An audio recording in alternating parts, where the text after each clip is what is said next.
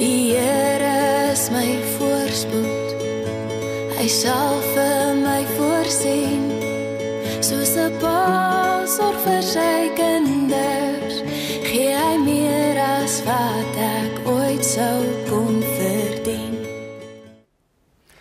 Goeiedag geliefdes, ons het so laasweek gesels oor ligmense, hoe lyk ligmense, wat doen ligmense. En hierdie week wil ek graag saam met jou stil staan en verder gesels, maar ligmense is Christusmense. En ons teks vir die hele week is Filippense 2 van vers 5 tot vers 11. Dieselfde gesindheid moet in julle wees wat daar ook in Christus Jesus was.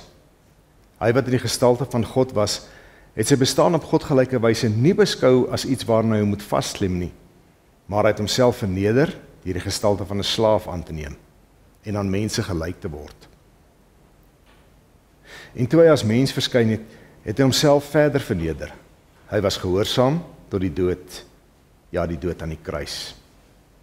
Daarom het God hom ook tot die hoogste eer verhef en hom die naam gegee wat bo elke naam is, sodat in die naam van Jesus elkeen wat in die hemel en op die aarde en onder die aarde is, die knie sou buig en elke tong sou erken, Jesus Christus is die Here, tot eer van God die Vader. Hierdie week praat ons oor dieselfde gesindheid moet in julle wees wat daar ook in Christus Jesus was. En die eerste ding wat ons hier lees, is dat hy sy bestaan op godgelyke wyse nie beskou het as iets waarna hy hom moes vasklem nie. Met ander woorde, sy godheid, sy heerlikheid, sy onaantastbare heiligheid wat hy het as seun van God, verhewe bo die hele skepping, is iets waaraan hy nie vasgeklem het nie, maar omdat sy Vader 'n wil gehad het, omdat sy Vader se liefde en genade moes uitdrukking kry, het hy dit alles gelos. So ons moet 'n gesindheid hê van los. Dit laat my dink aan die verhaaltjie van 'n stapper, 'n bergklimmer, wat so in die berge gestap het en hier is so 'n sterk skemer toe dit amper al donker was en hy eintlik nie meer kon sien nie, toe gly sy voet en hy val daar oor die rand van die berg en hy steek sy hande uit en hy gryp vas en hy gryp daarom toe nou aan 'n tak vas of 'n wortel of iets wat daar uit die berg se kant uitkom en daar hang hy. En hy hang in hierdie duisternis en hy bid en hy sê, Here, help. En dan kom 'n stem wat vir hom sê, los. Hy het 'n oombliekie stil gebly, daar bly hang en gesê, iemand anders, help.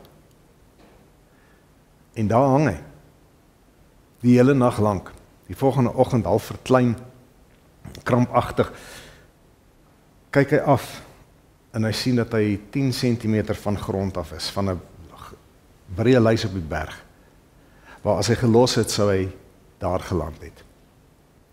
Ons het baie keer 'n onvermoë om te los. Daar's soveel goed waaraan ons vasgryp en vashou en weier om te los.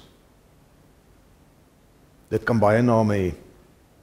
Kultuur, opvoeding, taal, tradisie, selfs kerk, selfs godsdiens, mense, ons geld. Daar is soveel dinge wat ons wil aan vasgryp en nie wil laat los nie, en dit hou ons terug daarvan om 'n werklike Christusmens te wees.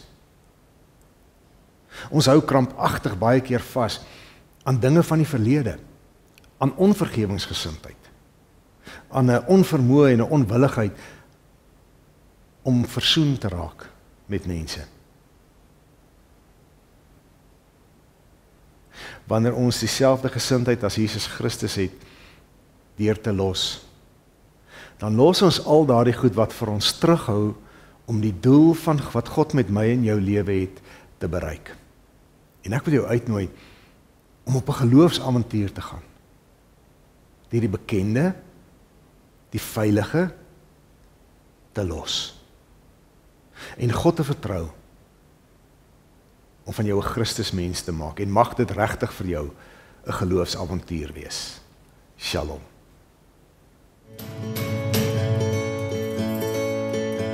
Die Here is my vesting, Die Here is my krag, hy's my bron en hy's my redding, die een op wie ek wag.